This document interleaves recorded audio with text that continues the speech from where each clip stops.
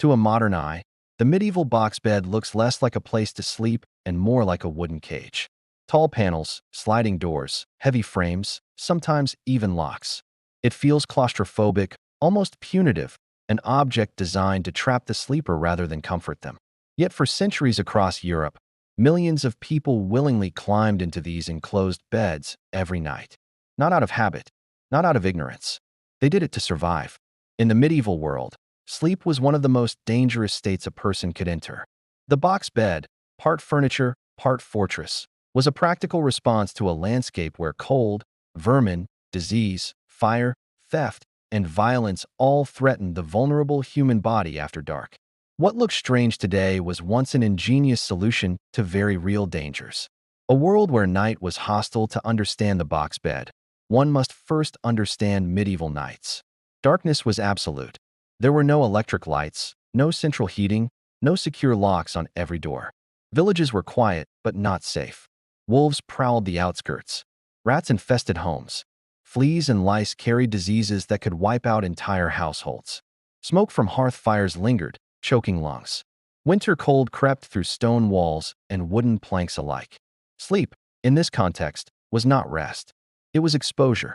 Beds were often shared, not just between spouses, but between children, servants, apprentices, and travelers. Privacy was rare. Warmth was precious. Any structure that could trap heat, block drafts, and create a controlled microenvironment was a luxury bordering on necessity. The box bed emerged from this reality. What a box bed actually was. Despite the name, box beds were not uniform. Some were built into walls like wooden alcoves. Others were freestanding cabinets raised slightly off the floor. Most had solid wooden sides, a roof or canopy, and doors or curtains that could be closed completely. Inside, the mattress was usually straw, hay, or wool-stuffed sacks layered with linens. The space was tight by modern standards, but deliberately so. Less empty air meant retained warmth. Once the doors were shut, body heat accumulated quickly, turning the bed into a human-sized thermal chamber. In colder regions, Scotland, Brittany, the Low Countries, Scandinavia, box beds became especially common. In some areas, they were so normal that an open bed would have seemed reckless. This was insulation before insulation existed. Defense against the invisible enemy. One of the box bed's most critical functions was protection from pests.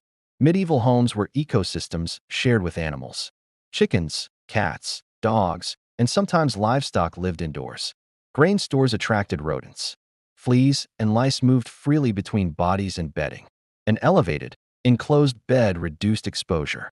Wooden panels blocked drafts that carried insects. Curtains could be shaken out and replaced more easily than open bedding.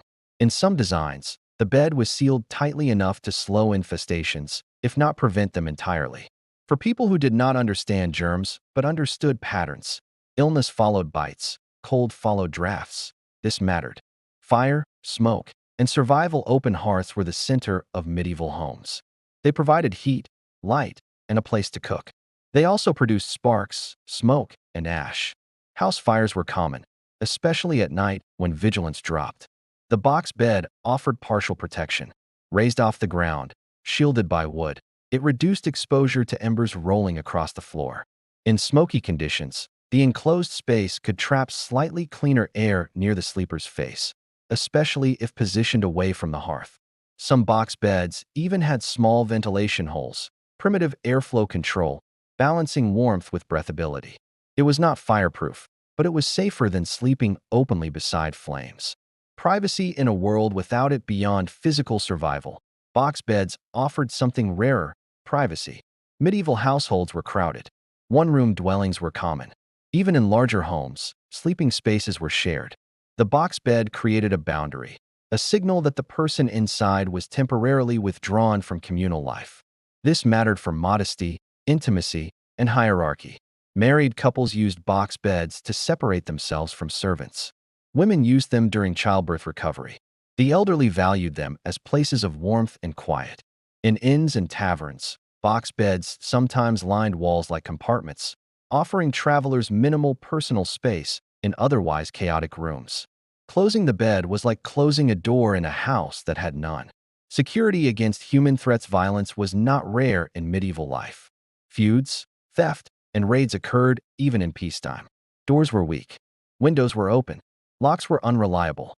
Some box beds were fitted with latches or bars, not to imprison the sleeper, but to slow intruders.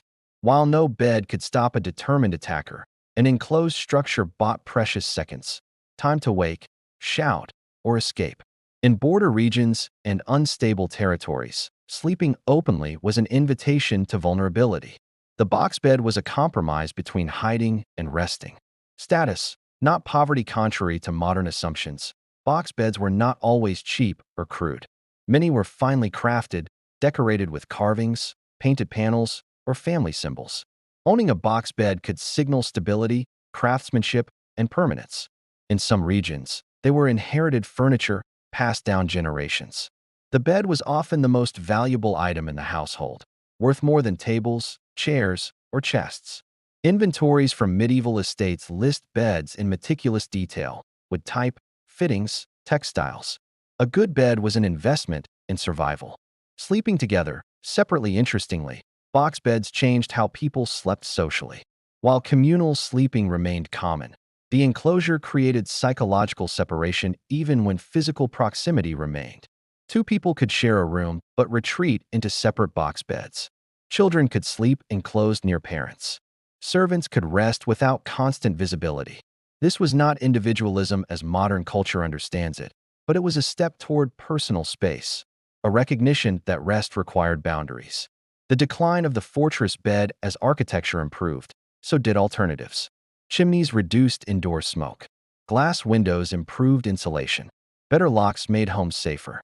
Eventually, central heating eliminated the need for enclosed warmth. By the 18th and 19th centuries, box beds began to seem old-fashioned.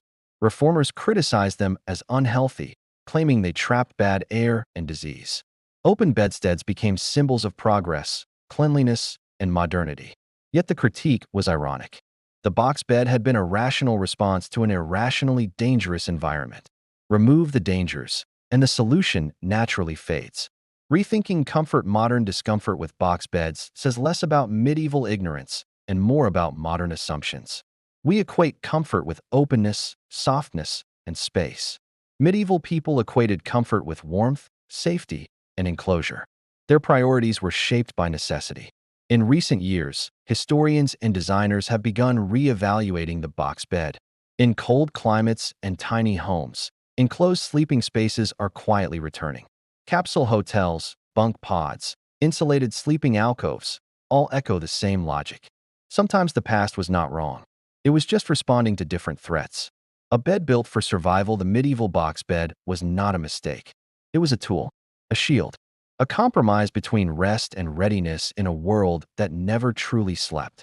To climb into one was to acknowledge danger and to defy it. Behind wooden walls and sliding doors, people found warmth, privacy, and a fragile sense of security. The bed was not just where the day ended. It was where survival continued, quietly, through the night. Seen this way, the box bed stops looking strange. It starts looking smart.